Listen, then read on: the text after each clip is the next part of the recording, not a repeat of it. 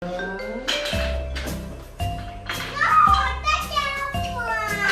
soya.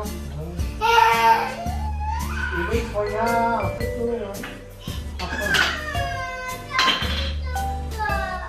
Nào đó không? Trả chị hai con, mình đâu có thèm. Đưa đây, trả cho mẹ. Đưa mẹ trả cho chị hai. Đó.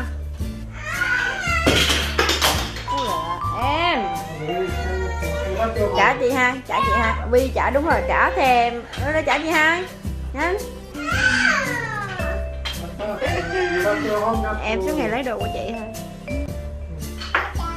Không trả. Không trả. Nhỏ. Apa? Ini susah ini cara tu.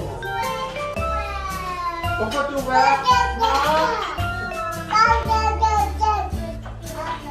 Orang tu nak apa pula?